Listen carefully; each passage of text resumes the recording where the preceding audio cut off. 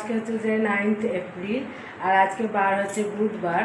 আর এখন কটা বাজে? এখন এই 8টা মতো বাজে। তো সকালবেলা স্নান টান করে রেডি হয়ে গেছি, আজকে একটা স্পেশাল দিন।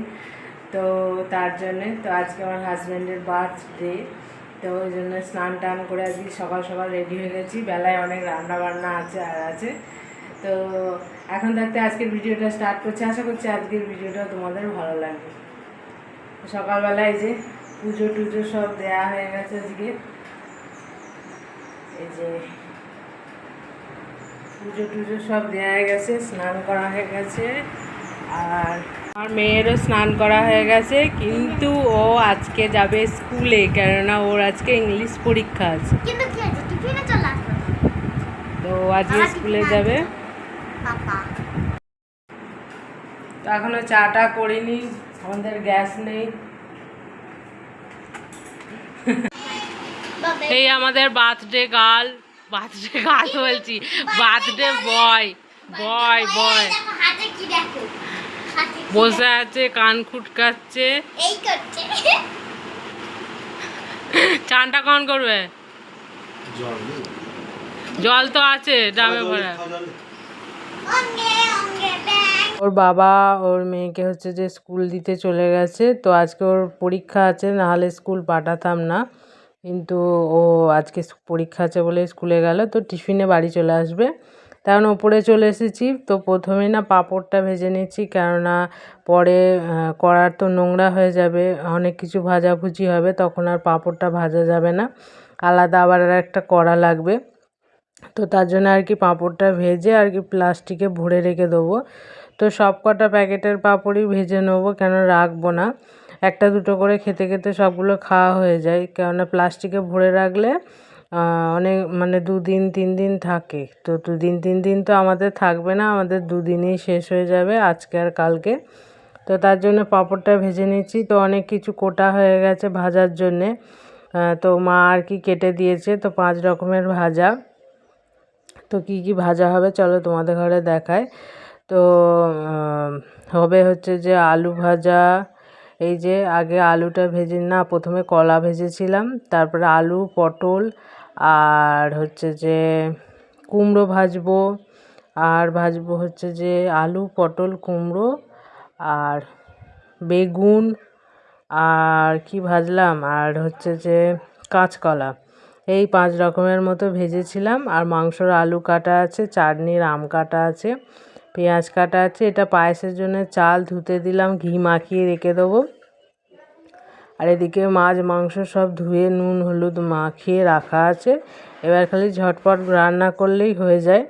তো আলুটাই আর কি ভাজি। তো গোল গোল আলু ভাজা, এটা আমার হাজব্যান্ড খেতে খুব ভালোবাসে। ওকে অনেক রকমের ভাজাভুজি করে খেতে দিলে ওর খুব ভাল লাগে খেতে, কিন্তু রোজ রোজ তো এসব হয় না, স্পেশাল দিনগুলোতেই আর কি এসব খাওয়া দাওয়া হয়। তো ওর সামনে এখন আমি ভয়েসটা দিচ্ছি, এখন দাঁত বার করছে। তো চলো আগে রান্না বান্নাটা সেরে নিই। তো অনেক কিছু রান্না আছে, তো তার জন্য আজকে সকাল সকাল সমস্ত কাজ বাজ গুছিয়ে স্নান টান করে ফেলেছি, কেননা রান্না করতে তো অনেক দেরি লাগবে, 1টা 1:30 বেজে যাবে। তো ভাজাভুজি কমপ্লিট হয়ে গেছে, তাই মাংসর আলুগুলো আর কি ভেজে নিচ্ছি নুন আর হলুদ দিয়ে। তারপরে মাংসটা আর কি করবো। ওইদিকে আবার রাইসের চালটাও ভিজুর দিয়ে রেখেছিলাম, 1 ঘন্টা মতো হয়ে গেছে। তো ভিজুর দিয়ে রাখলে চালটা মানে ভাতগুলো আর কি অনেকটা লম্বা লম্বা হয়। আর এদিকে হচ্ছে আর কি পায়েসের চালটা মানে চাপানো হয়েছে সেদ্ধ। তো আমি ওইভাবে পায়েস রান্না করি না, আমি দুধ দিয়ে ফোটাই, কিন্তু আমার শাশুড়ি মা জল দিয়ে ফুটিয়ে তারপরে দুধ দেয়। তো আমি ফোটাই না, কিন্তু আমি আমার মেয়ের পায়েস রান্না করে দিই না গো, আমার মেয়ের পায়েস হয় না। তো এদিকে আবার ও নিয়ে চলে এসেছে হচ্ছে মিষ্টি দই, আর 5 রকমের মিষ্টি আর দই।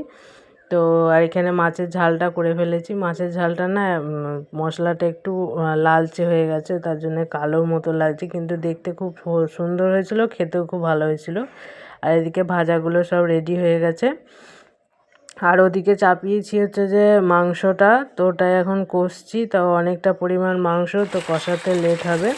তো প্রায় 1 কেজি মতো চিকেন এনেছিল, তো ওটাই এখন রান্না করছি। তো এখন আলু দিয়ে নিকো। হ্যাঁ আলু দিয়ে দিয়েছি, বুঝলে, আলু আমি পরে বুঝতে পারছি না, আলু দিয়েছি।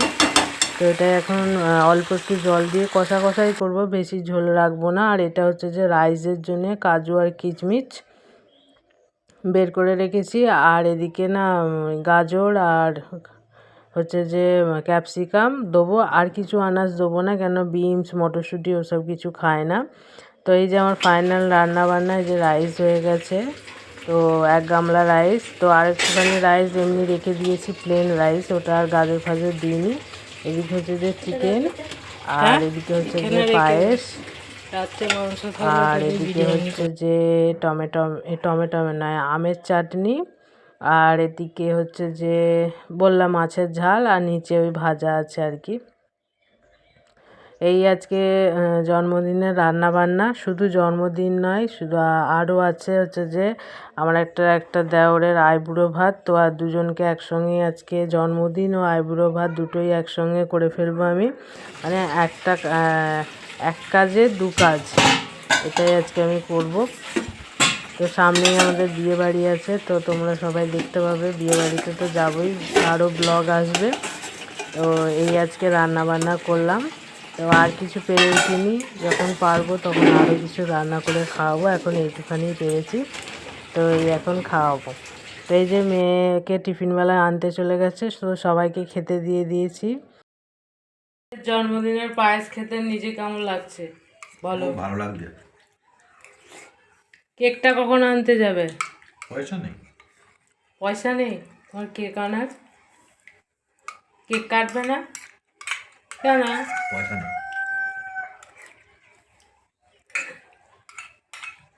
অন্যদিন। কবে কেক কাটবে? আমার আর তোমার জন্মদিনে একসঙ্গে কেক কাটবে তুমি? হ্যাঁ, এটা ঠিক হবে? হ্যাঁ, আমার জন্মদিনে খাওয়া দাওয়া হবে না, কো ভাতের আইটেম কিছু হবে না, শুধু কেক হবে। হ্যাঁ রাজি?